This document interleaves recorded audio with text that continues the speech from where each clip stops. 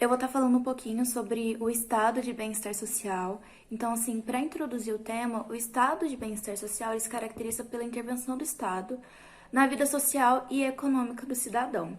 Então, o Estado, né, ele vai estar fazendo intervenções na economia para garantir oportunidades iguais para todos os cidadãos, através da distribuição de renda, prestação de serviços públicos, como na saúde, na educação, etc. Então, inicialmente esse modelo de gestão pública foi adotado na Noruega, na Dinamarca, na Suécia e outros países do tipo.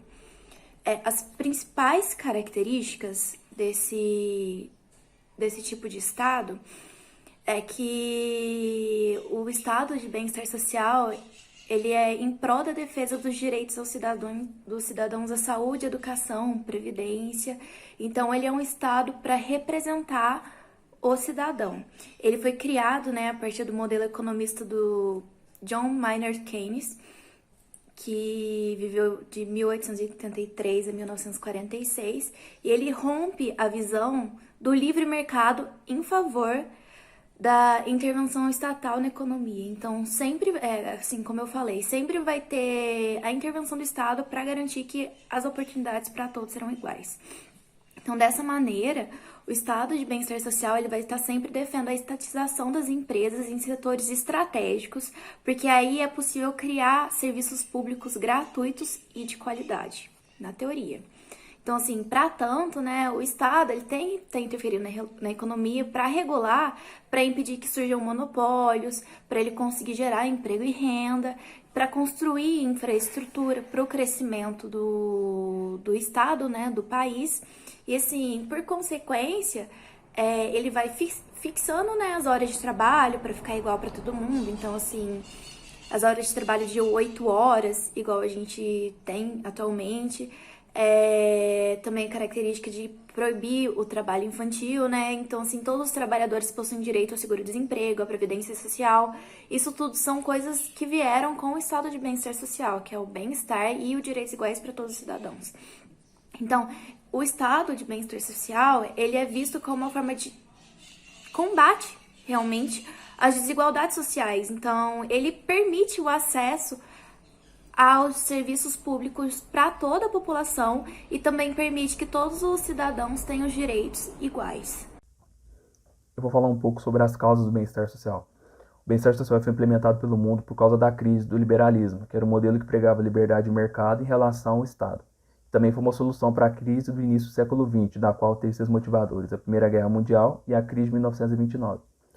E essas políticas foram também uma resposta aos movimentos trabalhistas e ao socialismo soviético, que rivalizava com o capitalismo durante o período de Guerra Fria.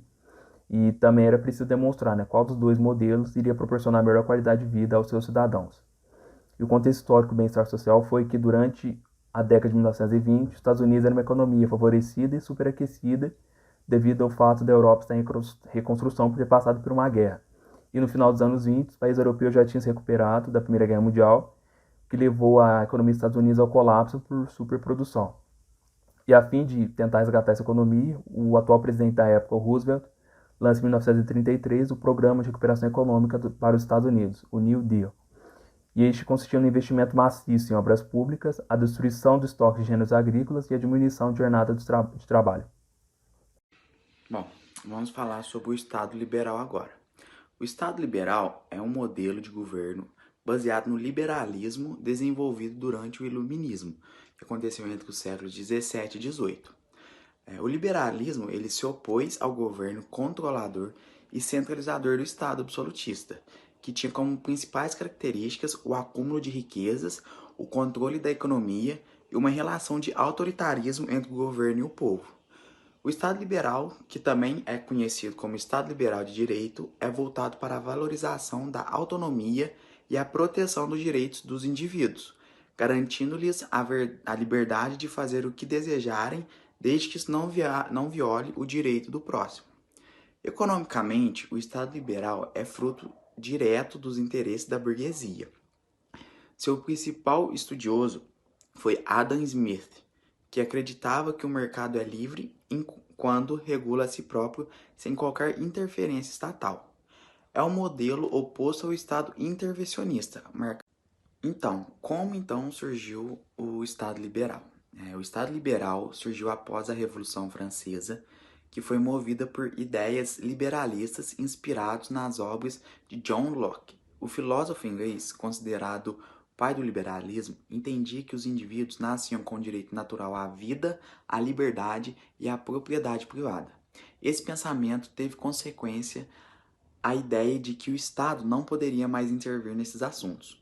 Para Locke, a relação do povo com o governo acontece através de um contrato social, pelo qual a sociedade abre mão de alguns direitos a fim de que o Estado se encarregue de manter a ordem social. Assim, o liberalismo inspirou esse modelo de Estado voltado para a garantia das liberdades individuais, ao mesmo tempo que regula os interesses da sociedade. Quando a monarquia absolutista perdeu o poder e a burguesia assumiu o controle da revolução, os privilégios de nascimento das famílias reais foram substituídos pela força do capital. Consequentemente, houve então um natural favorecimento da classe burguesa, que passou a se beneficiar com a falta de intervenção estatal e a explorar as novas possibilidades do livre mercado. Bom, agora que a gente já tem uma noção sobre os aspectos históricos, né, os aspectos teóricos sobre o que é um Estado verdadeiramente liberal, as suas bases, é importante que a gente também passe para a prática, né? Então, como que de fato, quais são as características daquilo que compõe um Estado liberal, tá? Então, eu vou estar falando sobre 6 pilares fundamentais, 5, né, na verdade, sobre o que é um Estado liberal, algumas das suas características, algumas práticas que compõem o que é um Estado liberal, tá bom? A primeira delas, como o próprio nome já diz, é a liberdade individual. Então, uma liberdade que não é só meramente figurativa, né? Mas que passa por todas as esferas da nossa vida como sociedade e também como homem individual.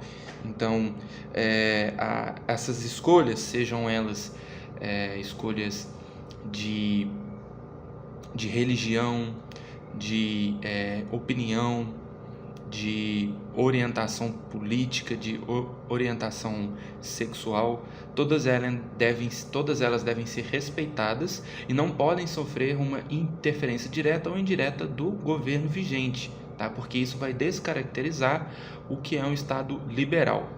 E juntamente com o Estado liberal, assim como o principal fundamento dele é essa liberdade individual, o que advém dessa liberdade individual é a igualdade.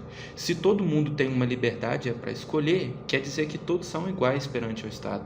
Não há um tratamento diferenciado para os indivíduos. Se eles são livres para escolher, eles também são livres para poderem ser responsáveis pelas escolhas deles. Sendo assim, eles são iguais perante ao Estado, e isso precisa sempre prevalecer. De acordo com a minha liberdade, meu direito de ir e vir, isso implica, por meio da lógica, que eu também seja igual ao meu semelhante, mesmo que de uma forma diferente, né? E para que essa igualdade ela exista, né, tem que existir a tolerância.